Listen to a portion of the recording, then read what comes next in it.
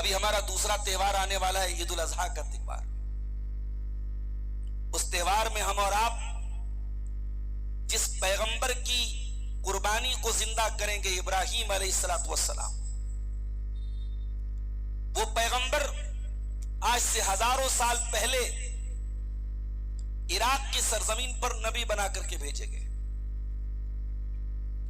ان کا اپنا باپ کافر تھا، مشرک تھا، پوری قوم بتوں کی پجاری تھی، بتوں کی عبادت کرتی تھی. اور ایسے ماحول میں ابراہیم علیہ السلام توحید کی دعوت دیتے ہیں اور پوری قوم سے لوہا لیتے ہیں، پوری قوم کی مخالفت کا سامنا کرتے ہیں. پوری قوم کو چیلنج دیتے ہوئے کہتے ہیں تاللہ لاکیدن اصنامکم بعد ان تولوا مدبرین. اے میری قوم کے لوگوں، میں تمہارے ان پتھر کے بتوں کی خبر لینے والا ہوں، ان کے ساتھ بہت برا سلوک کرنے والا ہوں. اور ایک دن ابراہیم علیہ السلام نے موقع دیکھا اور اپنی قوم کے پتھر کے بتوں کو توڑ دیا، بڑے والے کو چھوڑ کے سب کو توڑ دیا.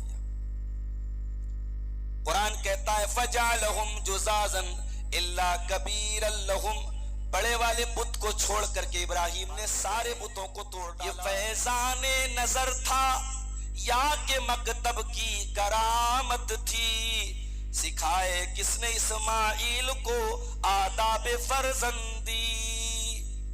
اسماعیل کون سے مدرسے میں پڑھے تھے، کون سے اسکول میں پڑھے تھے، ان کا ٹیچر کون تھا، ان کو پڑھانے والی کون تھی؟ ان کی ماں تھی. یہ ہاجرہ کی تربیت کا کمال تھا.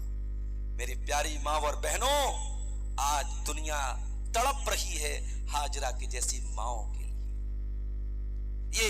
یہ ہماری نوجوان نسل جو برباد ہو رہی ہے، کیوں ہو رہی ہے؟ ہاجرہ کی جیسی مائیں ختم ہو گئیں، ابراہیم کے جیسے باپ ختم ہو گئے. ابراہیم کے جیسا باپ پیدا ہو جائے اور ہاجرہ کی جیسی ماں پیدا ہو جائے تو انشاءاللہ اسماعیل کی جیسی نوجوان نسل پیدا ہوگی. یہ ہاجرہ کی تربیت کا کمال تھا. نشہ کرنے والا ہمارا نوجوان اگر اللہ کی محبت کا نشہ اس کو پلا دیا جائے تو ایسی صورتحال سامنے آتی ہے کہ ابراہیم اپنے جوان بیٹے کی گردن کاٹنے کے لیے تیار ہو جائے. فلاں صاحب علی مرزا سے بڑا متاثر ہے، ان کے واٹس ایپ پر بڑے اسٹیٹس لگ رہے ہیں علی مرزا کے، فیس بک پر بڑے اسٹیٹس لگ رہے ہیں علی مرزا کے. یہ علی مرزا کون ہے؟ علی مرزا کی تمام باتوں کا خلاصہ کیا ہے؟ علماء غلط ہے، میں صحیح ہوں. اب یہ جو نظریہ ہے کہ علماء صحیح ہے میں غلط ہوں، یہ اصول یاد رکھو کہ جو آپ کو سارے علماء سے متنفر کر دے، علماء سے دور کر دے، یہ اس کے گمراہ ہونے کی نشانی. کیونکہ دین ہمیں نبی سے ملا، نبی سے صحابہ کو ملا، صحابہ سے ان کے بعد والوں کو، ان کے بعد سے ان کے بعد والوں کو، اور پھر یہ نسل در نسل علماء ہی کے ذریعے دین ہمیں ملا ہے. دین کا پراپر چینل یہی علماء ہیں. آپ علماء کو بیچ میں سے ہٹا دیں گے، دین کس سے حاصل کرو گے؟ بھئی ہمارا بچہ بیمار ہے، ہم کس کے پاس جاتے ہیں؟ چائلڈ اسپیشلسٹ کے پاس. دل کی بیماری ہے، ہم کارڈیولوجسٹ کے پاس جاتے ہیں. گیس کی پرابلم ہے، ہم گیسٹرولوجسٹ کے پاس جاتے ہیں. آنکھ کا مسئلہ ہے، ہم آنکھ کے ڈاکٹر کو دکھاتے ہیں. دل کا مسئلہ ہے، ہم دل کے ڈاکٹر کو دکھاتے ہیں. دین کا مسئلہ ہے، کسی کے پاس بھی چلے جاؤ، کوئی بھی علم غلم کچھ بھی سنا رہا ہے. سلفی کے بیانات سننے کے لیے مولانا کے اس آفیشل چینل کو سبسکرائب کریں. رات کے تقریباً 1:45 بج چکے ہیں اور حقیقت یہ ہے کہ یہ اب بات کرنے کا، تقریر کرنے کا وقت نہیں ہے. اب تک یہ پروگرام ختم ہو جانا چاہیے تھا.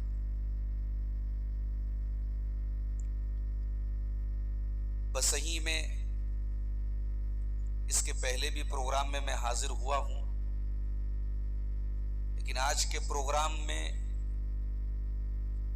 ہمارے اشتیاق بھائی اور ان کی پوری ٹیم نے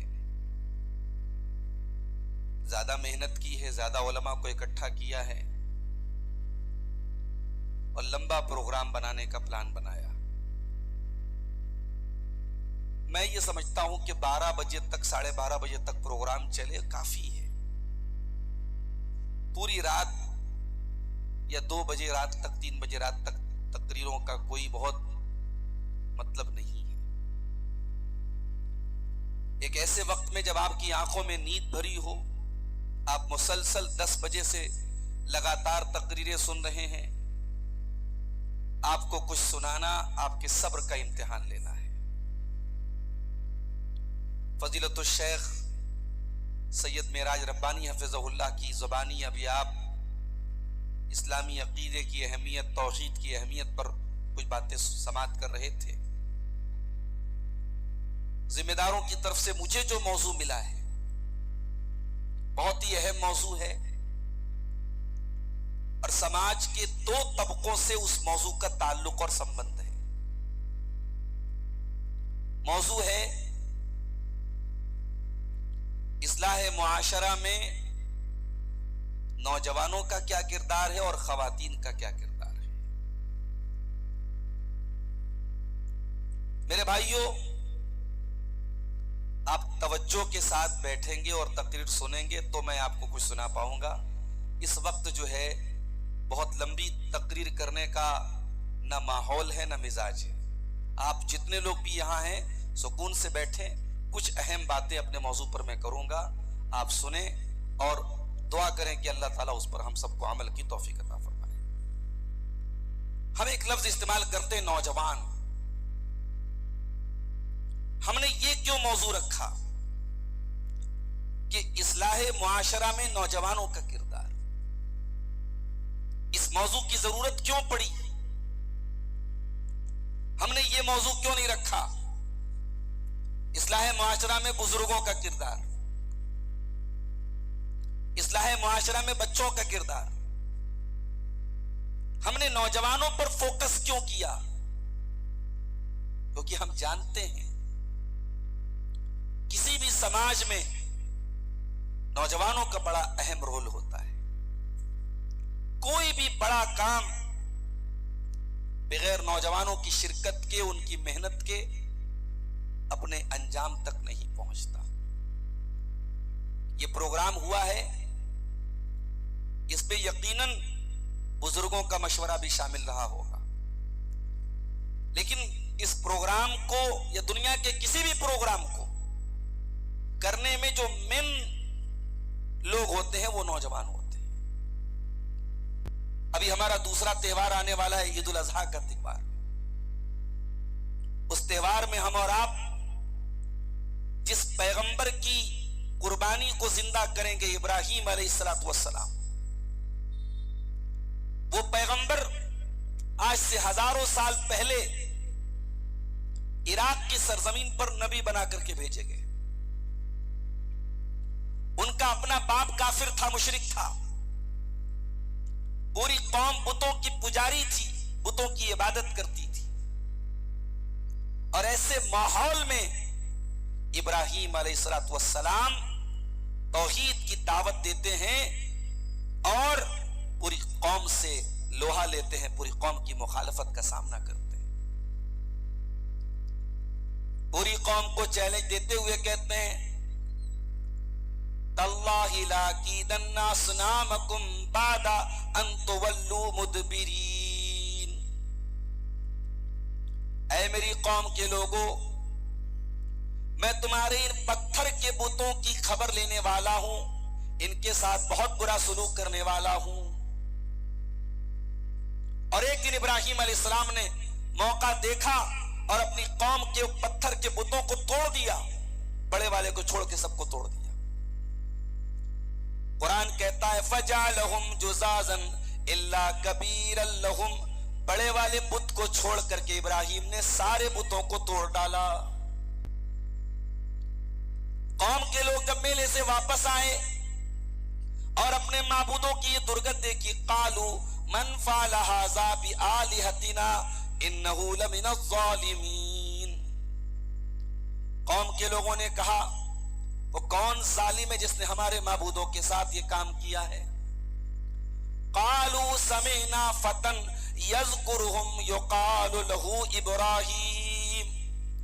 تو قوم کے اندر کچھ لوگوں نے کہا کہ ایک نوجوان ہے جس کا نام ابراہیم ہے، یہ اسی کا کام ہے، یہ ابراہیم کا کام ہے، یہ ایک نوجوان کا کام ہے. یعنی اپنی قوم کے بتوں کو جب ابراہیم نے توڑا تھا اور اپنی جان کا اتنا بڑا رسک لیا تھا، وہ 50-60 سال کے بوڑھے نہیں تھے، وہ 20-22 سال کے نوجوان تھے. میرے پیارے نوجوان ساتھی،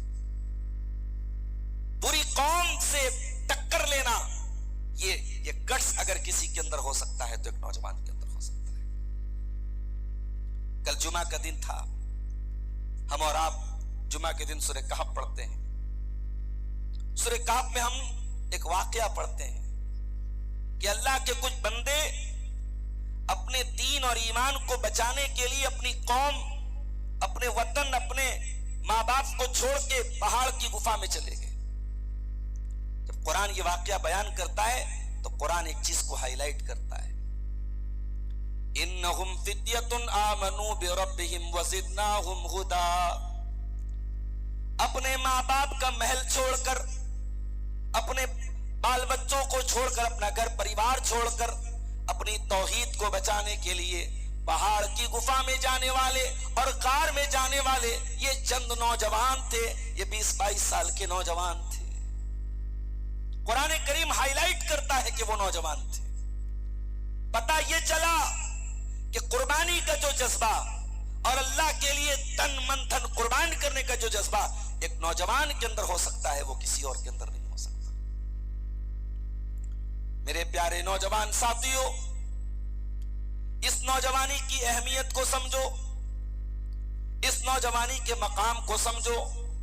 قیامت کے دن اس نوجوانی کا الگ سے حساب کیا جائے گا.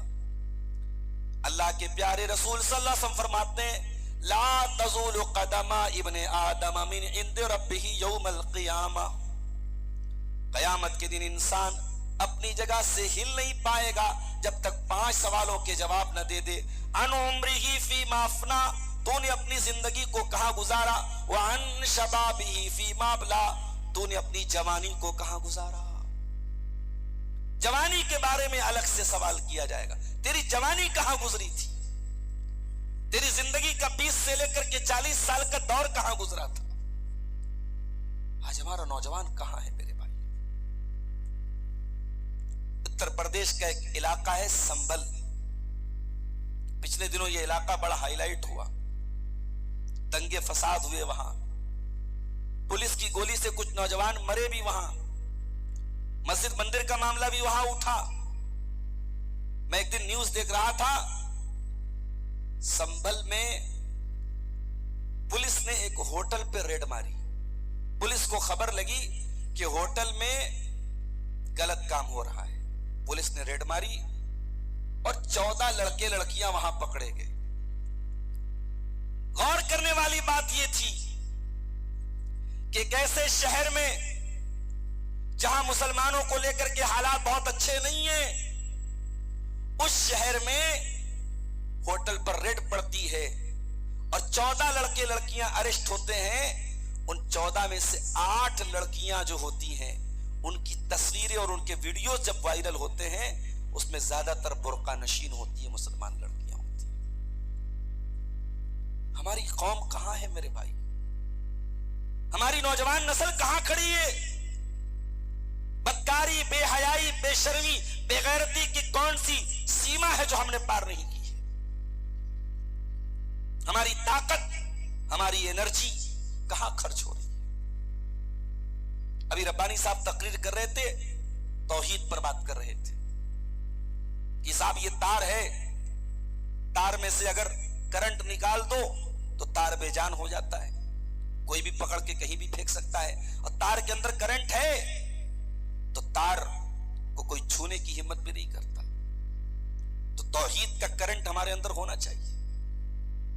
آج ہمارے نوجوانوں کے اندر سب سے بڑا مسئلہ کیا ہے؟ توحید کا مسئلہ ہے. شرک کے اڈے آباد ہے. کس سے؟ نوجوان لڑکوں سے، نوجوان لڑکیوں سے. اور میں سمجھتا ہوں کہ اس سے بڑی نمک حرامی کیا ہو سکتی ہے؟ کہ مسلمان مسجد میں آئے اور نماز میں کہے ایاک نعبد و ایاک نستعین، اے اللہ عبادت تیری کرتے ہیں، مدد تجھ سے مانگتے ہیں، اور مسجد کے باہر نکلے تو اپنی پیشانی کہیں پر بھی جھکانے کو تیار ہو جائے، کسی کو بھی مشکل کشا کا ٹائٹل دے دے، کسی کو بھی غریب نواز بولنے لگے، کسی کو بھی غوث اعظم بولنے لگے۔ ہمارا غریب نواز اللہ ہے، ہمارا دستگیر اللہ ہے، ہمارا غوث اعظم اللہ ہے، ہماری بگڑی بنانے والا اللہ ہے۔ اور یہ وہ کلمہ ہے توحید کا کہ جب تک ہمارے پاس توحید ہے اور تھی تب تک دنیا میں ہم سرخرو تھے، جس دن سے ہم نے توحید کو چھوڑا ہے میرے بھائیوں، ہم دنیا میں ذلیل ہونا شروع ہو گئے۔ اس توحید کی حفاظت کرو میرے ساتھیو۔ گرمی کی چھٹیاں چل رہی ہیں اسکول کی، اپنے بچوں کو جن کی اسکولوں کی چھٹیاں ہو گئی ہیں ان کو کوئی ٹیوشن کے ذریعے کسی طریقے سے کسی عالم کے ذریعے ان کو توحید سکھاؤ، ان کو دین کی بیسک باتیں سکھاؤ، ورنہ آنے والی نسلیں آپ کو معاف نہیں کریں گے میرے بھائیو۔ ابراہیم علیہ السلام اللہ سے دعا کرتے ہیں وَجُنُبْنِي وَبَنِيَّ أَن نَّعْبُدَ الْأَصْنَامَ، اے اللہ تو مجھے بھی بت پرستی سے بچا اور میری آنے والی نسلوں کو، میری اولاد کو بھی تو بت پرستی سے بچا۔ اگر ابراہیم کو اپنے عقیدے کی فکر ہے، ابراہیم کو اپنے بچوں کے توحید کی فکر ہے، میرے پیارے ساتھیوں ہمیں تو اور زیادہ ہونی چاہیے۔ اگر آپ نے اپنے بچوں کی توحید کو مضبوط نہ کیا، ان کی زمین کی فکر کرتے رہے، ان کی جائیداد کی فکر کرتے رہے، ان کی پراپرٹی کی فکر کرتے رہے، کل آنے والی نسلیں آپ کی دنیا دار تو بن جائیں گی، دنیا والی تو بن جائیں گی، مگر آخرت ان کی برباد ہو جائے گی۔ اپنے بچوں کی آخرت کی فکر کرو، ان کی توحید کی فکر کرو میرے ساتھی۔ آج ہماری نوجوان نسل توحید سے دور ہے۔ ہماری نوجوان نسل میں سے کتنے ایسے لوگ ہیں جن کی زندگی کا کوئی مقصد ہی نہیں، ان کی زندگی کیا ہے؟ کھاؤ پیو انجوائے کرو۔ کیا ہماری زندگی اتنی حقیر ہے بس ہم کھانے کمانے اور انجوائے کرنے کے لیے دنیا میں آئے؟ نہیں میرے ساتھیوں۔ وَمَا خَلَقْتُ الْجِنَّ وَالْإِنسَ إِلَّا لِيَعْبُدُونَ، اے میرے بندو میں نے جنات اور انسان کو اپنی عبادت کے لیے پیدا کیا ہے۔ أَيَحْسَبُ الْإِنسَانُ أَن يُتْرَكَ سُدًى، کیا انسان یہ سمجھتا ہے اسے بیکار چھوڑ دیا جائے گا؟ أَلَمْ يَكُنْ نُطْفَةً مِّن مَّنِيٍّ يُمْنَىٰ ثُمَّ كَانَ عَلَقَةً فَخَلَقَ فَسَوَّىٰ فَجَعَلَ مِنْهُ الزَّوْجَيْنِ الذَّكَرَ وَالْأُنثَىٰ۔ اے انسان اپنی پیدائش کے اوپر تو غور کر، ایک حقیر پانی کے قطرے سے اللہ نے تجھ کو پیدا کیا، تجھ کو جیتا جاگتا انسان بنا دیا۔ کیا وہ اللہ جس نے تجھ کو ایک حقیر پانی کے قطرے سے پیدا کیا ہے، أَلَيْسَ ذَلِكَ بِقَادِرٍ عَلَىٰ أَن يُحْيِيَ الْمَوْتَىٰ، کیا وہ اللہ اس بات پر قادر نہیں ہے کہ مرنے کے بعد دوبارہ تجھ کو زندہ کر دے؟ میرے بھائیو اپنی زندگی کے مقصد کو پہچان۔ ہم دنیا میں ایک امتحان دینے کے لیے آئے ہیں، لِيَبْلُوَكُمْ أَيُّكُمْ أَحْسَنُ عَمَلًا، اللہ ہمارا امتحان لینا چاہتا ہے کہ کون اچھا عمل کرتا ہے، کون اللہ کو راضی کرنے والا عمل کرتا ہے۔ ہم قربانی کے تہوار پہ جب قربانی کرتے ہیں ایک دعا پڑھتے ہیں، إِنَّ صَلَاتِي وَنُسُكِي وَمَحْيَايَ وَمَمَاتِي لِلَّهِ رَبِّ الْعَالَمِينَ، میری نماز اللہ کے لیے، میری قربانی اللہ کے لیے، میرا جینا اللہ کے لیے، میرا مرنا اللہ کے لیے، میری زندگی کا مقصد تیرے دین کی سرفرازی، میں اسی لیے مسلمان، میں اسی لیے نمازی۔ اپنی زندگی کے مقصد کو پہچانو میرے پیارے ساتھی۔ ہمارے بہت سارے نوجوان بھائی دنیا کما رہے ہیں، بہت اچھی بات ہے، بہت اچھی بات ہے، دنیا کمانا غلط تو نہیں ہے۔ شاندار مکان بنانا، شاندار کپڑے پہننا، شاندار گاڑی خریدنا، یہ سب چیزیں جائز ہیں، مگر یہ زندگی کا مقصد نہیں۔ اگر یہ زندگی کا مقصد ہے تو یہ زندگی کتنے دن کی ہے میرے بھائی؟ 50 سال، 60 سال، یہ ٹیمپرری لائف ہے، یہ وقتی زندگی ہے۔ اس کے بعد جو پرماننٹ لائف ہے، جو ہمیشہ کی زندگی ہے، وہاں کے لیے آپ کی کیا تیاری ہے؟ یہاں کے لیے اتنی محنت اور وہاں کے لیے کوئی محنت نہیں، یہاں کے لیے چوری بھی ہو رہی ہے, بے ایمانی بھی ہو رہی ہے, سود بھی کھا رہا ہے, بیاج بھی کھا رہا ہے, جوا بھی کھیل رہا ہے, سٹا بھی کھیل رہا ہے, لیکن جس دن مرے گا سب چھوڑ کے جائے گا, سب ٹھاٹ پڑا رہ جائے گا جب لاد چلے گا بنجارا. دنیا دار مت بنو میرے بھائیو, دنیا پرست مت بنو. اللہ کے پیارے نبی فرماتے ہیں مل فقر اخشى علیکم, مجھے اس بات کا ڈر نہیں ہے کہ تم میرے بعد غریب ہو جاؤ گے, ولیکن اخشى علیکم ان تبسط علیکم الدنیا کما بسطت علی من کان قبلکم, مجھے ڈر اس بات کا ہے کہیں دنیا تم پر کشادہ نہ کر دی جائے, فتنافسوها کما تنافسوها, اور تو دنیا کے لیے تم آپس میں لڑنے لگو اور دنیا تمہیں ہلاک کر دے جیسے تم سے پہلے کے لوگوں کو ہلاک کر دیا. آج ہمارا نوجوان دنیا پرست بن چکا ہے, وہ سوچتا ہے دنیا کے لیے, وہ جاگتا ہے دنیا کے لیے, وہ سوتا ہے دنیا کے لیے, آخرت کی کوئی فکر نہیں. اسی لیے اللہ تعالی سورہ اعلیٰ کے اندر ہم سے فرماتا ہے بل تؤثرون الحیات الدنیا والآخرۃ خیر وابقی, میرے بندو تم دنیا کی زندگی کو ترجیح دیتے ہو جبکہ آخرت کی زندگی زیادہ بہتر اور زیادہ باقی رہنے والی ہے. آخرت کی تیاری کرو. تمہارے نبی نے, نبی کے صحابہ نے آخرت کو مقدم رکھا ہے, آخرت کی تیاریاں کی ہیں, آخرت کے سکھ اور چین کو حاصل کرنے کے لیے دنیا کو قربان کیا ہے. ہمارے نوجوانوں کے اندر بے حیائی بھی دن بدن بڑھ رہی ہے. یاد رکھو میرے بھائیوں, ایک مسلمان کے مذہب کی پہچان حیا ہے. ہمارا دین حیا والا دین ہے, ہم بے شرم لوگ نہیں ہیں, بے حیا لوگ نہیں. ہمارے گھر کی لڑکی ذرا سی سمجھدار ہوتی ہے تو گھر سے سر پہ دوپٹہ ڈال کے نکلتی ہے. اس کی تہذیب یہ ہے, اس کی پرورش یہ ہے, اس کو یہ سکھایا گیا ہے اور یہ اللہ نے بتایا ہے قرآن میں. وَلْيَضْرِبْنَ بِخُمُرِهِنَّ عَلَى جُيُوبِهِنَّ, اے مسلمان عورت تیرا دوپٹہ تیرے گریبان پر ہونا چاہیے, تیرے سینے پر ہونا چاہیے. وَلَا يُبْدِينَ زِينَتَهُنَّ, اے مسلمان عورت تیری خوبصورتی دنیا کو دکھانے کے لیے نہیں ہے. قرآن کہتا ہے وَلَا تَبَرَّجْنَ تَبَرُّجَ الْجَاهِلِيَّةِ الْأُولَى, اے مسلمان عورت تو بن سور کر کے, میک اپ کر کے, نمائش کر کے, اپنے آپ کو نمایاں کر کے, ایکسپوز کر کے گھر سے باہر نہ نکلا کر. وَقَرْنَ فِي بُيُوتِكُنَّ وَلَا تَبَرَّجْنَ تَبَرُّجَ الْجَاهِلِيَّةِ الْأُولَى, اے مسلمان عورت تو عزت کے ساتھ اپنے گھر کے اندر رہا کر, اور جب گھر کے باہر نکلا کر تو بن سور کر کے, بے پردہ ہو کر کے نہ نکلا کر. آج انسٹاگرام, فیس بک, سوشل میڈیا بھرے پڑے ہیں مسلمان لڑکیوں کی آئی ڈی سے, جس میں بے حیائی اور بے پردگی کی تمام سیمائیں پار کی جا چکی ہیں. یہ سوشل میڈیا بہت فائدے کی چیز ہے تو بہت نقصان کی بھی چیز ہے, اور آج اس نے ہماری قوم کو بے حیائی اور بے پردگی کی آخری تہانے تک پہنچا دیا ہے. میرے ساتھی, ایک زمانہ تھا پورے سماج میں حرام رشتے اور حرام ریلیشن شپ نہ کے برابر ملتے تھے. کسی کے بارے میں پتا چلتا تھا کہ یہ حرام ریلیشن شپ میں ہے تو لوگ تھو تھو کرتے تھے, اور آج تو صاف فیشن ہو گیا ہے. یہ گرل فرینڈ, یہ بوائے فرینڈ, یہ بریک اپ, یہ پیچ اپ, یہ پیار محبت کے نام پر یہ لکھو پھینکو ہو گیا معاملہ, یوز اینڈ تھرو کا معاملہ ہو گیا.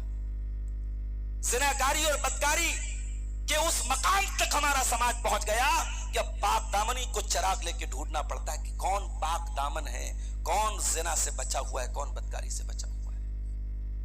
نہیں میرے ساتھی, ایک مومن, ایک مسلمان لڑکا, ایک مسلمان لڑکی, اس کو یہ جاننا چاہیے شرمگاہ کی حفاظت کے بغیر جنت میں نہیں جا سکتے. اللہ کے نبی فرماتے ہیں من یضمن لی ما بین لحییہ وما بین رجلیہ یضمن لہ الجنہ, دو چیزوں کی گارنٹی دے دو, میں تمہیں جنت کی گارنٹی دیتا ہوں. ایک اپنی زبان کی گارنٹی دے دو, ایک اپنی شرمگاہ کی گارنٹی دے دو.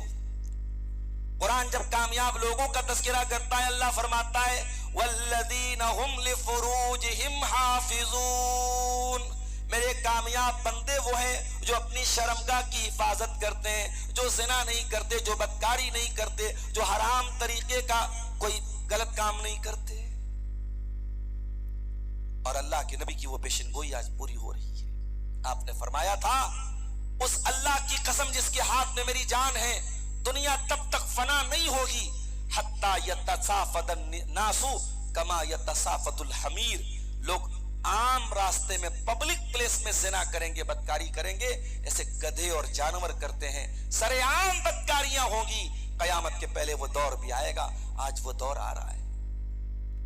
ابھی مدھیہ پردیش کا ایک ویڈیو آیا کہ صاحب ایک بی جے پی کا ایک نیتا وہ سرے راہ ہائی وے پر بدکاری کر رہا تھا. اس کا جو ہائی وے پر جو کیمرے لگے ہوئے تو اس کیمرے کے ذریعے اس کا ویڈیو وائرل ہو گیا.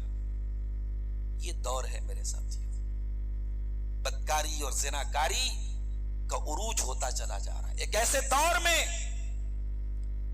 ہمیں اور آپ کو اسباب پر بھی غور کرنا پڑے گا کہ زناکاری کیوں بڑھ رہی ہے. بھائی ٹھیک ہے، ہم نے تقریر کر دیا، قرآن کی آیتیں پڑھ دی، حدیثیں پڑھ دی، آپ نے سن لیا، اس سے مسئلہ نہیں حل ہوگا. اسلام نے ایک جوان لڑکے اور لڑکی کے اندر جو اٹریکشن رکھا ہے ایک دوسرے کے لیے، اسلام نے اس کو دبانے کا حکم تو نہیں دیا ہے. اٹریکشن تو ہے. ایک جوان مرد کو ایک عورت کی ضرورت ہے، ایک جوان عورت کو ایک مرد کی ضرورت ہے. اسلام نے اس ضرورت کو پورا کرنے کے لیے نکاح کا سسٹم رکھا ہے. اور معاف کیجئے گا، اس نکاح کے سسٹم کو آج ہم نے بہت مشکل بنا دیا ہے. ایک مڈل کلاس فیملی، ایک غریب فیملی کو شادی کرنا ہو، نکاح کرنا ہو، ہزاروں اس کے پاس رکاوٹیں ہیں، ہزاروں مسئلے ہیں. بارات کا مسئلہ ہے، جہیز کا مسئلہ ہے. اتنی مشکل ہو چکی ہے شادی کہ ایک غریب آدمی ایک مڈل کلاس فیملی کو شادی کرنے کے پہلے سوچنا پڑتا ہے. زنا آسان ہے، نکاح مشکل ہے. نہیں میرے پیارے بھائیوں، یہ صحابہ کا دور نہیں ہے، یہ تابعین کا دور نہیں ہے. آپ کو زنا کو مشکل بنانا پڑے گا، نکاح کو آسان کرنا پڑے گا. اتنا آسان کر دو نکاح کو کہ زنا کرنے والا سوچ میں پڑ جائے کہ جب میرے پاس حلال آپشن موجود ہے تو میں حرام کا راستہ کیوں اپناؤں. آپ حلال کو مشکل کریں گے تو حرام آسان ہو جائے گا. حلال کو آسان کیجئے میرے پیارے ساتھیوں. خاص طور سے بیٹیوں کی شادی. ایک بیٹی کا باپ، اس کے لیے بیٹی کی شادی ایک بہت بڑا بوجھ ہے. حیدرآباد وغیرہ میں شادی ہوتی ہے تو بغیر میرج لون کے شادی نہیں ہوتی. اب تو کہیں بھی نہیں ہوتی بغیر میرج لون کے. اب میرج لون کا مطلب کہ 1.5-2 لاکھ روپے کا کم سے کم میرج لون بڑے شہر میں، پھر 100-200 لوگوں کی بارات کا کھانے کا انتظام، پھر اپنے کچھ مہمانوں کے. ایک غریب آدمی 5-6 لاکھ روپیہ قرض لے کر کے، لون لے کر کے، مدد مانگ کر کے اپنی لڑکی کی شادی کر رہا ہے. یہ صحابہ کے دور میں کبھی نہیں ہوا میرے بھائی، یہ نبی کے دور میں کبھی نہیں ہوا. آپ نے بیٹی کو اس لیول پر پہنچا دیا کہ بیٹی کے باپ کو بھیک مانگنی پڑتی ہے اور بینک سے لون لینا پڑتا ہے، مکان گروی رکھنا پڑتا ہے اپنی بیٹی کی شادی کرنے کے لیے. آپ نے وہ کام کر دیا ہے کہ بیٹی کو بوجھ بنا کے رکھ دیا. اور یہی وجہ ہے اس ترقی یافتہ دور میں بھی آج بیٹیاں ماں کے پیٹ میں مار دی جاتی ہیں، بیٹیوں کو ختم کر دیا جاتا ہے، بیٹیوں کو دنیا میں پیدا ہی نہیں ہونے دیا جاتا ہے. اتنا بڑا بوجھ بنا دیا گیا بیٹیوں کو. میرے عزیزوں، میرے بھائیوں، نکاح کو آسان کیجئے ورنہ آنے والے دور میں آپ زناکاری اور بدکاری کے طوفان کو نہیں روک پائیں گے. نوجوانوں میں نشہ بھی بہت تیزی سے بڑھ رہا ہے. شراب کا نشہ، ڈرگس کا نشہ، سگریٹ کا نشہ، تمباکو کا نشہ. ارے نشہ ہی اگر کرنا ہے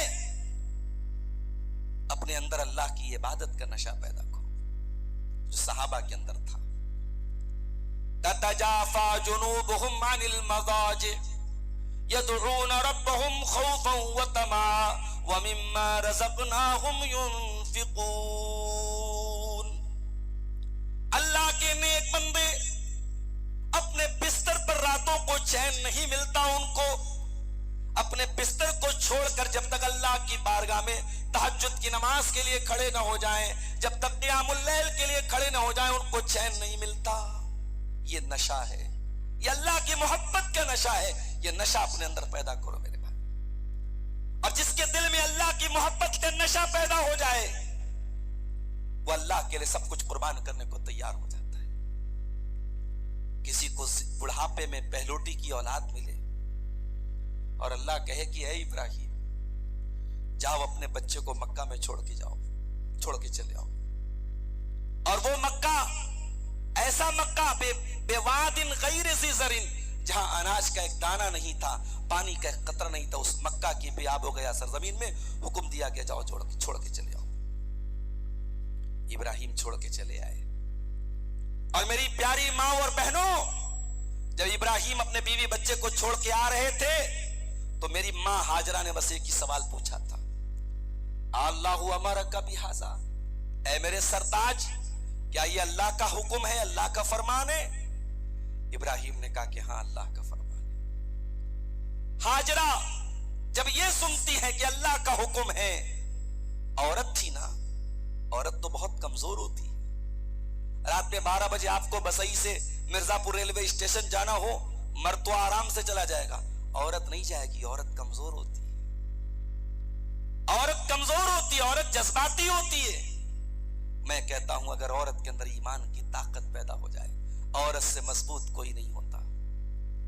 ہاجرہ کو پتا ہے کہ میرا شوہر جا رہا ہے اور یہاں دور دور تک کوئی انسان نہیں ہے, تھوڑی سی کھجور ہے, تھوڑا سا پانی ہے, میں ہوں, میرا دودھ پیتا بچہ ہے, کون دیکھ بھال کرے گا, کون بچائے گا؟ مگر اب شوہر نے یہ کہہ دیا کہ اللہ کا حکم ہے تو پیشانی کی ساری سلوٹ غائب ہو گئی, پیشانی کی ساری شکنیں غائب ہو گئی, اور بڑے سکون سے کہا اذن لا یضیعن اللہ ابدا, اے میرے سرتاج اگر اللہ کا حکم ہے اللہ ہمیں برباد نہیں کرے گا, اللہ ہمیں رسوا نہیں کرے گا. اور یہی بیٹا اسماعیل جب جوان ہوتا ہے, قرآن کہتا ہے فلما بلغ معه السعی قال یا بنی انی ارى فی المنام انی اذبحک فانظر ماذا تری. یہ بیٹا اپنے باپ کے ساتھ دوڑنے کے قابل ہو گیا. اللہ نے ابراہیم کی زندگی کا سب سے بڑا امتحان لیا, فرمایا اے ابراہیم تجھے اپنے بیٹے کو ذبح کرنا پڑے گا. ابراہیم کو خواب میں دکھایا گیا کہ اپنے بیٹے کو ذبح کر رہے ہیں. ابراہیم مکہ فلسطین سے مکہ آتے ہیں, اپنے جوان بیٹے اسماعیل سے کہتے ہیں اے اسماعیل, اے میرے پیارے بچے, میں نے خواب میں دیکھا ہے کہ میں تجھ کو ذبح کر رہا ہوں, تو بتا تیری کیا رائے ہے؟ بیٹا بھی اسماعیل تھا, بیٹا ابراہیم کا بیٹا تھا. باپ نے جب دعا مانگی تھی نا تو کہا تھا رب ہب لی من الصالحین, اے اللہ نیک بیٹا دینا. اللہ نے بیٹا بھی بہت چن کے دیا تھا ابراہیم کو. آج کا بیٹا ہوتا باپ کو 1000 باتیں سنا دیتا. باپ تو رہتا ہی نہیں تھا مکہ میں, باپ تو فلسطین میں رہتا تھا. آج کا بیٹا ہوتا تو باپ کو 1000 شکایتیں سنا دیتا کہ آپ تو کبھی میرے پاس رہتے نہیں تھے, آپ آئے ہیں اور آج میری گردن کاٹنے کی بات کر رہے ہیں. مگر وہ بیٹا اسماعیل تھا. قال یا ابت فعل ما تؤمر ستجدنی ان شاء اللہ من الصابرین. اے ابا جان, آپ کو جو حکم ملا ہے آپ پورا کر ڈالیے, اگر اللہ نے چاہا تو آپ مجھے صبر کرنے والا پائیں گے. علامہ اقبال کہتے ہیں یہ فیضان نظر تھا یا کہ مکتب کی کرامت تھی, سکھائے کس نے اسماعیل کو آداب فرزندی. اسماعیل کون سے مدرسے میں پڑھے تھے, کون سے اسکول میں پڑھے تھے, ان کا ٹیچر کون تھا, ان کو پڑھانے والی کون تھی, ان کی ماں تھی. یہ ہاجرہ کی تربیت کا کمال تھا. میری پیاری ماں اور بہنوں, آج دنیا تڑپ رہی ہے ہاجرہ کی جیسی ماؤں کے لیے. یہ ہماری نوجوان نسل جو برباد ہو رہی ہے, کیوں ہو رہی ہے؟ ہاجرہ کی جیسی مائیں ختم ہو گئیں, ابراہیم کے جیسے باپ ختم ہو گئے. ابراہیم کے جیسا باپ پیدا ہو جائے اور ہاجرہ کی جیسی ماں پیدا ہو جائے تو انشاءاللہ اسماعیل کی جیسی نوجوان نسل پیدا ہوگی. یہ ہاجرہ کی تربیت کا کمال تھا. نشہ کرنے والا ہمارا نوجوان اگر اللہ کی محبت کا نشہ اس کو پلا دیا جائے تو ایسی صورتحال سامنے آتی ہے کہ ابراہیم اپنے جوان بیٹے کی گردن کاٹنے کے لیے تیار ہو جاتے. قرآن کہتا ہے فلما اسلما وتلہ للجبین دونوں باپ بیٹے اللہ کے حکم کے آگے سر تسلیم خم کر دیتے ہیں. دونوں باپ بیٹے اللہ کے حکم کے آگے جھک جاتے ہیں. وَتَلَّهُ لِلْجَبِينِ اور باپ اپنے بیٹے کو پیشانی کے بل لٹا دیتا ہے. وَنَادَيْنَاهُ أَن يَا إِبْرَاهِيمُ قَدْ صَدَّقْتَ الرُّؤْيَا إِنَّا كَذَلِكَ نَجْزِي الْمُحْسِنِينَ. آسمان سے آواز آئی, اے ابراہیم, تیرے بیٹے کا خون بہانا ہمارا مقصد نہیں ہے. ہم تو دیکھنا چاہتے تھے تو اللہ سے کتنی محبت کرتا ہے, تیرے دل میں اللہ کی کتنی محبت ہے, تو اللہ کے لیے کیا قربان کر سکتا ہے, ہم دیکھنا چاہتے تھے. ان ھذا لہو البلاء المبین. اے ابراہیم, یہ بہت بڑا امتحان تھا. امتحان لینے والا خود کہہ رہا ہے کہ امتحان بہت بڑا تھا. بہت بڑی بات ہے. ایگزام لینے والا ایگزامینر خود بولے کہ ایگزام بہت ٹف تھا, اس کا مطلب کہ ایگزام بہت ٹف تھا. 10-15 ہزار کا بکرا لا کر کے اس کی قربانی کر دینا, یہ کون سا کمال ہے میرے بھائی. اس کی کلیجی تو ہم ہی کو کھانا ہے, اس کے پائے تو ہم ہی کو کھانے ہیں, اس کے گوشت سے فائدہ تو ہم ہی کو اٹھانا ہے. یہ قربانی ایک استعارہ ہے, ایک علامت ہے, ایک نشانی ہے کہ اے ابراہیم کے نقش قدم پہ چلنے والوں, اے درود شریف میں اللہم صلی علی محمد وعلی آل محمد کما صلیت علی ابراہیم پڑھنے والوں, اے ابراہیم سے محبت کرنے والوں, آج جانور خرید کے لائے ہو اور اللہ کے نام پہ ذبح کر رہے ہو. یہ نشانی ہے, یہ علامت ہے, یہ سنکیت ہے کہ اگر ضرورت پڑی اللہ کے لیے جان بھی قربان کریں گے, مال بھی قربان کریں گے, اولاد بھی قربان کریں گے, ٹائم بھی قربان کریں گے, سکون بھی قربان کریں گے, آرام بھی قربان کریں گے. اے مسلمان, تو کون سی قربانی کی بات کرتا ہے؟ تو اللہ کے لیے اپنا بستر چھوڑنے کو تیار نہیں. تو الصلاۃ خیر من النوم کی آواز پر اپنی نیند چھوڑنے کو تیار نہیں ہے, تو کون سی قربانی کی بات کرتا ہے؟ میرے عزیزو, قربانی سیکھنا ہے تو ابراہیم سے سیکھو. نشہ اللہ کی محبت کا نشہ تھا, آج ہمارے نوجوان شراب کا نشہ کر رہا ہے, اور دن بدن حالات خراب ہو رہے ہیں, دن بدن حالات خراب ہو رہے ہیں. اب نشے کے اندر بھی نیا نیا طریقہ اپنایا جا رہا ہے, نئے نئے پاؤڈر, نئی نئی چیزیں, نئے نئے ٹرکس استعمال کیے جا رہے ہیں.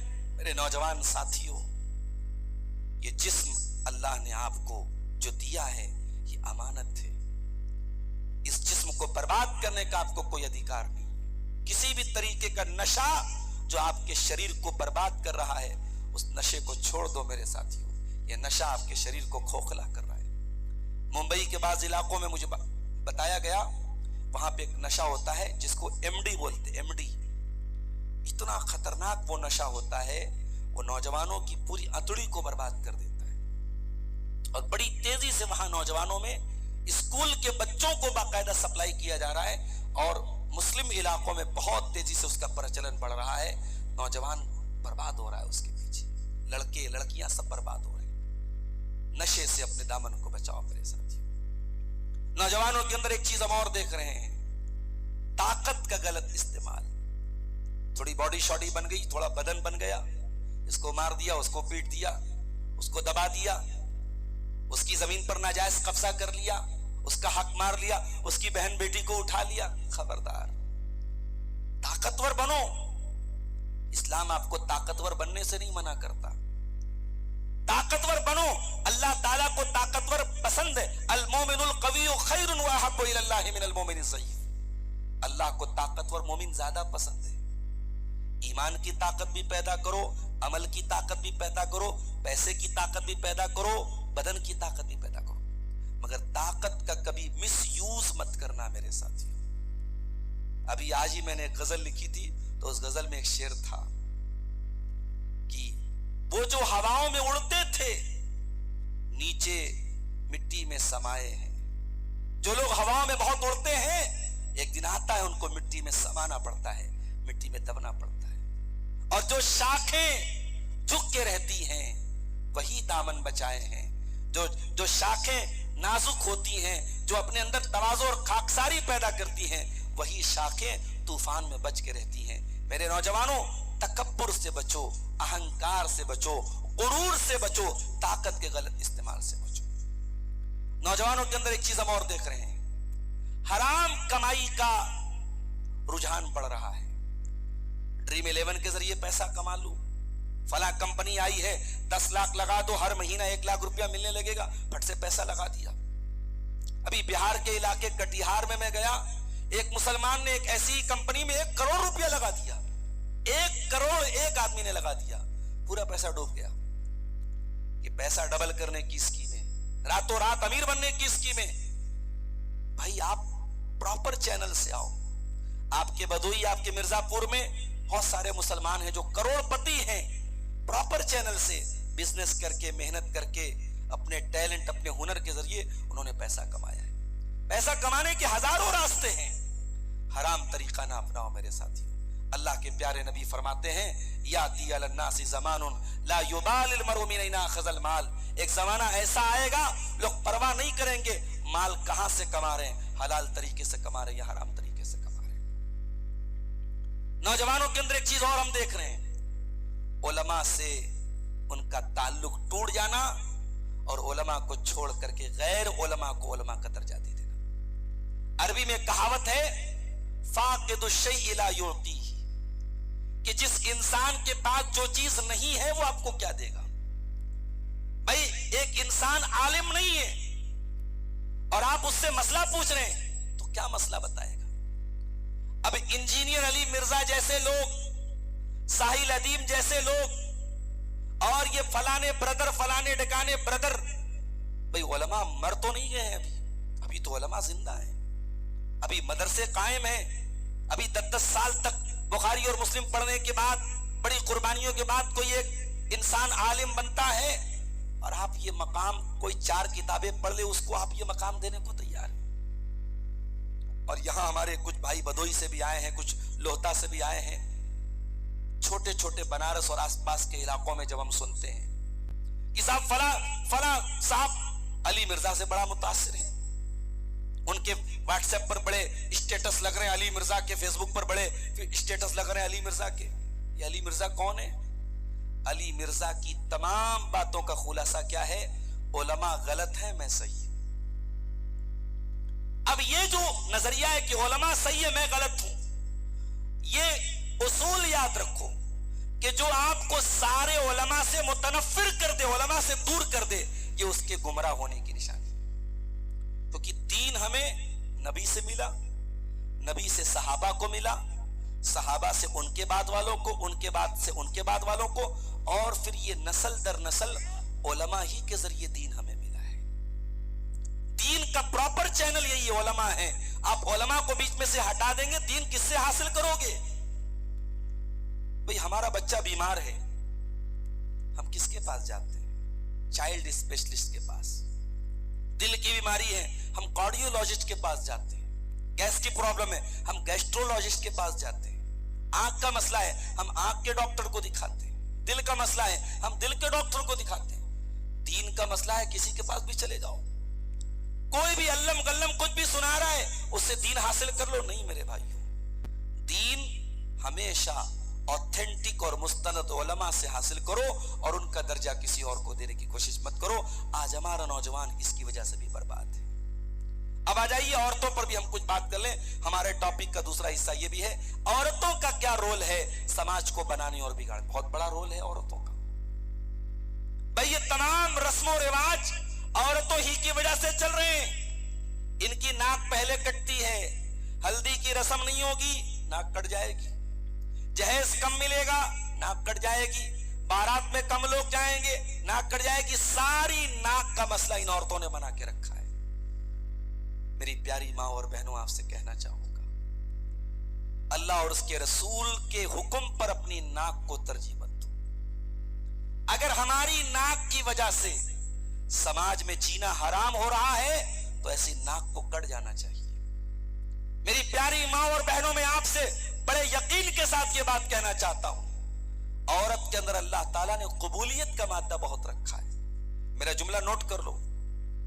औरत को अल्लाह ताला ने मर्द के मुकाबले में कमजोर बनाया है। फिजिकली वो कमजोर है, मगर अल्लाह ने कबूलियत का मादा औरत के अंदर ज्यादा रखा है। औरत مرد اپنی طاقت سے وہ کام نہیں کر سکتا جو عورت اپنی اداؤں سے کروا سکتی ہے، عورت اپنے آنسوؤں سے کروا سکتی ہے، مرد کی طاقت سے وہ کام نہیں ہو سکتا۔ میں ایک مثال دیتا ہوں آپ کو۔ فرعون بہت بڑا ظالم تھا، بچوں کا قاتل تھا۔ فرعون اپنی بیوی کی بات مان گیا۔ وقالت امرأة فرعون لا قرة عين لي ولك لا تقتلوه عسى ان ينفعنا او نتخذه ولدا۔ موسیٰ علیہ السلام جب فرعون کے محل میں پہنچے، ان کی ماں نے اللہ کے حکم پر ایک صندوق میں ڈال کے پانی میں ڈالا تھا، اور وہ صندوق پانی میں تیرتے تیرتے فرعون کے محل کے پاس پہنچا۔ فرعون کی بیوی نے صندوق کو منگوایا اور صندوق کو کھول کے دیکھا، اس میں خوبصورت بچہ تھا جو موسیٰ علیہ السلام تھے۔ فرعون کی بیوی نے اپنے شوہر سے کہا، اے میرے سرتاج، آپ نے بہت سارے بچوں کو قتل کروا دیا ہے، اس بچے کو قتل نہ کروانا، یہ بچہ مجھے بہت پیارا لگ رہا ہے، ہم اسے اپنا بیٹا بنا لیں گے۔ اے میرے سرتاج، اس بچے کو قتل نہ کرانا، اسے ہم اپنی آنکھوں کی ٹھنڈک بنا لیں گے۔ فرعون بہت بڑا ظالم تھا، کسی کی بات نہیں مانتا تھا، بیوی کی بات مان گیا۔ اے میری پیاری ماں اور بہنوں، آپ اگر چاہیں تو اپنے بے نمازی شوہر کو نمازی بنا سکتی ہیں، اپنے بے دین شوہر کو دیندار بنا سکتی ہیں، آپ اگر چاہیں تو شوہر کی غلط عادتوں کو چھڑوا سکتی ہیں۔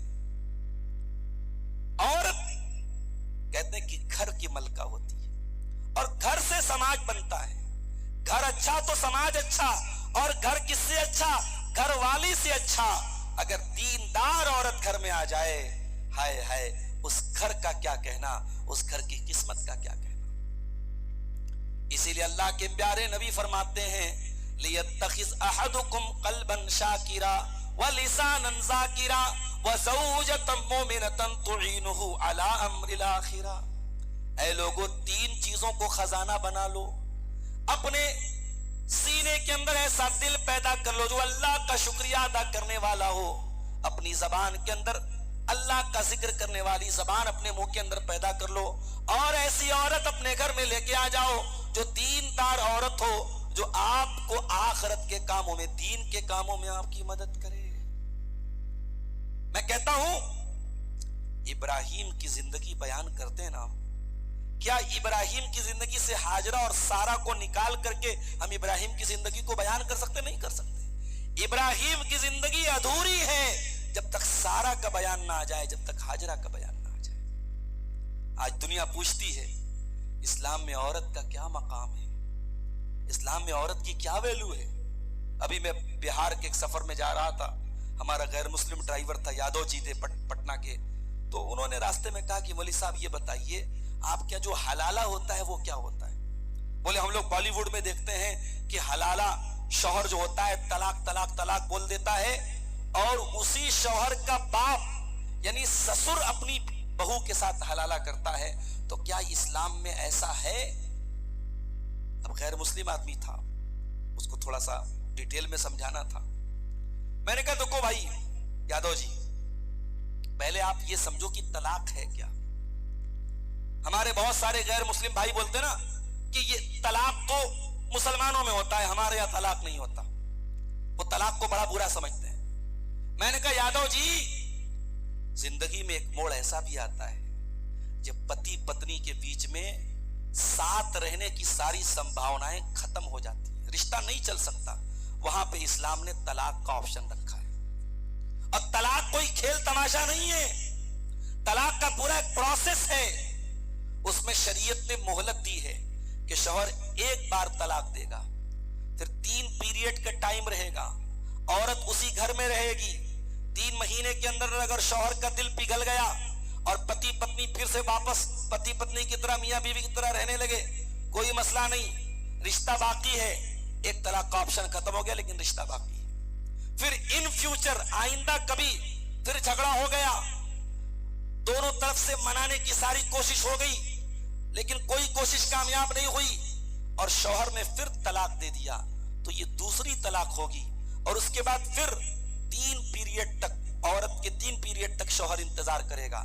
اگر اس دوران دونوں مان گئے، جھگڑا ختم کر دیا، تو میاں بیوی کی حیثیت سے رہیں گے، لیکن دوسری طلاق کا آپشن ختم ہو جائے گا۔ اس کے بعد ان فیوچر کبھی میاں بیوی میں جھگڑا ہو گیا اور کوشش کے باوجود بات نہیں بنی، تو اب شریعت کہتی ہے کہ اب تیری بندوق کی تیسری اور آخری گولی بچی ہے، اب یہ تیسری طلاق ہے، اب یہ طلاق اگر تو نے دے دی فلا تحل لہو، تو اب اس کے بعد تجھے دوبارہ چانس نہیں ملے گا، اب وہ عورت تیرے لیے حلال نہیں ہوگی، حتی تنکح زوجا غیرہ، جب تک وہ عورت کسی اور مرد سے شادی نہ کرے اور وہ مرد کسی وجہ سے طلاق دے دے یا مر جائے، تو اب دوبارہ یہ دونوں میاں بیوی شادی کر سکتے ہیں۔ تو میں نے کہا اسلام نے تیسری طلاق کے بعد ایک آپشن بتایا تھا، اسلام نے طریقہ نہیں بتایا تھا کہ تم 3 طلاق دے دو اور حلالہ کروا لو۔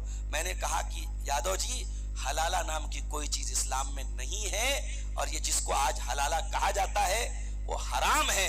اور میں نے کہا کہ بہو اور سسر کے درمیان تو ویسے بھی کوئی رشتہ نہیں ہو سکتا، سسر باپ کے درجہ رکھتا ہے بہو کے لیے، سسر اسی لیے اسلام میں بہو کو سسر سے پردہ نہیں کرنا ہے، سسر کو بہو کو سسر سے پردہ کرنے کا حکم نہیں ہے۔ تو غلط فہمیاں ہیں میرے بھائیوں سماج میں، یہ پھیلی ہوئی ہیں، یہ غلط فہمی کون دور کرے گا؟ یہ غلط فہمی کون دور کرے گا؟ یہ ہم اور آپ دور کریں گے جب اسلام کو سیکھیں گے، خود بھی سیکھیں گے، اپنے گھر کی عورتوں کو سکھائیں گے، تب ہم اسلام کی ان غلط فہمیوں کو اسلام کے بارے میں ہم دور کر سکتے ہیں۔ آج ہمارے بہت سارے غیر مسلم بھائیوں کے دماغ میں نفرتیں بھری گئی ہیں، اور فلموں کے ذریعے، ویب سیریز کے ذریعے، بالی ووڈ کی فلموں کے ذریعے اسلام کی غلط چھوی ان کے دماغ میں ڈالی گئی ہے۔ میرے ساتھیوں، آج اسلام کیا ہے ہمیں سے بہت سارے مسلمانوں کو بھی نہیں پتا ہے۔ اسلام کا طلاق کا طریقہ کیا ہے ہمارے بہت سارے مردوں کو نہیں معلوم ہے۔ ایک بیوی کی کیا ذمہ داری عورت کو نہیں معلوم، ایک شوہر کی کیا ذمہ داری ہے شوہر کو نہیں معلوم ہے۔ اللہ کے نبی کے پاس ایک صحابی آئے، کہا اے اللہ کے نبی ای النساء خیر، کون سی عورت سب سے اچھی عورت ہے؟ آپ نے فرمایا التی تسرہ اذا نظر وتطیعہ اذا امر ولا تخالفہ فی نفسها ومالہ بما یکرہ، بہترین عورت وہ ہے کہ شوہر دیکھے تو خوش ہو جائے، جو شوہر کے لیے میک اپ کرے، شوہر کے لیے سجے سورے، شوہر کے لیے اپنے آپ کو مینٹین کرے۔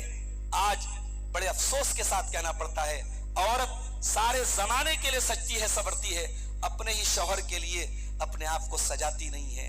اللہ کے نبی نے فرمایا بہترین عورت وہ ہے جو اپنے شوہر کے لیے اپنے آپ کو سجائے اور سنوارے، شوہر کی بات مانے، اور اپنی آبرو کے سلسلے میں اور شوہر کے مال کے سلسلے میں کوئی ایسا کام نہ کرے جو شوہر کو ناپسند گزرے۔ میرے ساتھیوں، سماج کو اگر سدھارنا ہے تو عورت کو سدھرنا پڑے گا، عورت کو اپنی ذمہ داری کو سمجھنا پڑے گا۔ میری پیاری ماں اور بہنوں، آپ کا کام صرف گھر میں روٹی پکانا نہیں ہے، آپ کا کام آنے والی نسلوں کو بنانا ہے۔ عربی کا ایک شاعر کہتا ہے الام مدرسۃ اذا اعددتها اعددت شعبا طیب الاعراق، کہ ماں جو ہوتی ہے وہ اپنے آپ میں ایک مدرسہ ہوتی ہے، ایک اسکول ہوتی ہے۔ اگر آپ نے ایک اچھی ماں دے دیا سماج کو تو آپ نے ایک اچھی نسل تیار کر دی۔ صحابہ کی مائیں کیسی تھی، حضرت حسن حسین کی ماں کیسی تھی، امام بخاری کی ماں کیسی تھی، امام احمد ابن حنبل کی ماں کیسی تھی؟ ذرا آپ تاریخ اور سیرت کی کتابیں اٹھا کے دیکھیے۔ امام احمد ابن حنبل کہتے ہیں میں چھوٹا سا تھا، میرے باپ کا انتقال ہو گیا، میں یتیم ہو گیا، میری ماں نے مجھے پالا، فجر کا ٹائم ہوتا تھا، میری ماں نقاب پہنتی تھی، چادر اوڑھتی تھی، اور میرا ہاتھ پکڑ کے مسجد میں لے کے جاتی تھی۔ حالانکہ عورت کے لیے مسجد میں جا کے نماز پڑھنا ضروری نہیں ہے، مگر بچے کو نمازی بنانے کے لیے امام احمد ابن حنبل کی ماں اپنے بچے کو مسجد میں فجر کی نماز میں لے کے جاتی تھی۔ اور امام احمد کہتے ہیں کہ مجھے قرآن کا حافظ بنایا میری ماں نے، میں نے قرآن کا حفظ کیا ہے اپنی ماں سے، میری ماں نے مجھے قرآن کا حافظ بنایا ہے۔ میری پیاری ماں اور بہنوں، اپنی ذمہ داری کو سمجھو۔ آج کا دور وہ دور نہیں ہے کہ اپنی آنکھوں اور کانوں کو بند کر لیا جائے، لڑکا کیا کر رہا ہے، لڑکی کیا کر رہا ہے، نہیں، آنکھ کان دل دماغ سب کھول کے رکھو۔ واللہ جن گھروں میں بڑی سختی ہے، لڑکی پردے میں نکلتی ہے، برقعے میں نکلتی ہے، آج ان گھروں میں بھی زنا ہو رہا ہے۔ ان گھروں سے بھی لڑکیاں کالج کے نام پہ نکلتی ہیں اور ہوٹلوں میں پائی جاتی ہیں۔ جن گھروں میں کھلی چھوٹ دی گئی ہے ان کی تو بات ہی میں نہیں کرتا. جن گھروں میں کوئی پردہ نہیں ہے, جن گھروں میں کوئی پابندی نہیں, ان کی میں بات نہیں کرتا. جن گھروں میں بڑی پابندی ہے, بڑی سختی ہے, ان گھروں کی لڑکیاں بھی آج غلط کاموں میں پائی گئی ہیں. اس کا مطلب یہ کہ ہمیں بہت سخت ہونا پڑے گا, اپنے دل, دماغ, آنکھیں سب کو بالکل بیدار کرنا پڑے گا. میری پیاری ماں اور بہنوں, قرآن کریم کی ایک آیت پڑھ کے بات ختم کرتا ہوں. اللہ نے جب سماج کا ذکر کیا, معاشرے کا ذکر کیا, اللہ نے مردوں کی ذمہ داری بتائی تو اللہ نے عورت کی بھی ذمہ داری بتائی. اللہ نے فرمایا والمؤمنون والمؤمنات بعضهم اولیاء بعض. مومن مرد اور مومن عورتیں ایک دوسرے کے ہیلپر ہیں, ایک دوسرے کے مددگار ہیں. یامرون بالمعروف, مومن مرد بھی نیکی کا حکم دیتا ہے, مومن عورتیں بھی نیکی کا حکم دیتی ہیں. وَيَنْهَوْنَ عَنِ الْمُنْكَرِ, مومن مرد بھی برائی سے روکتا ہے اور مومن عورتیں بھی برائی سے روکا کرتی ہیں. وَيُقِيمُونَ الصَّلَاةَ, اور مومن مرد اور مومن عورتیں نماز قائم کرتے ہیں. وَيُؤْتُونَ الزَّكَاةَ, اور زکوٰۃ ادا کرتے ہیں. وَيُطِيعُونَ اللَّهَ وَرَسُولَهُ, اور اللہ اور اس کے رسول کی اطاعت کرتے ہیں. اللہ فرماتا ہے اگر اتنا کام مسلمان مرد کر لیں, مسلمان عورتیں کر لیں, اولئک سیرحمہم اللہ, اللہ تعالیٰ ان کے اوپر رحم کرے گا. پتہ یہ چلا کہ صرف اپنی فکر کر لینا, میں نمازی بن گیا, میں دیندار بن گیا, اتنا کافی نہیں. آپ کو سماج کو بھی لے کے چلنا پڑے گا. سماج میں پنپنے والی برائیوں کو بھی کنٹرول کرنا ہے. انہیں روکنے میں ہمارا رول کیا ہو سکتا ہے؟ بھئی ہر آدمی عالم نہیں بن سکتا, ہر آدمی عالم کا کام نہیں کر سکتا, لیکن پیسے والا پیسے کا استعمال تو کر سکتا ہے. سماج میں جس کو اللہ تعالیٰ نے مقام دیا اپنے مقام کا استعمال تو کر سکتا ہے. جس کو اللہ نے طاقت دیا اپنی طاقت کا استعمال کر سکتا ہے. جس کو اللہ نے زبان دیا زبان. آپ جیسے بھی ہو سکے اللہ کے دین کے لیے آپ غور کر لیجئے میرے بھائیو, آپ کیا کر سکتے ہیں. سماج کی اصلاح کے لیے آپ کیا کر سکتے ہیں, آپ وہ کام کیجئے.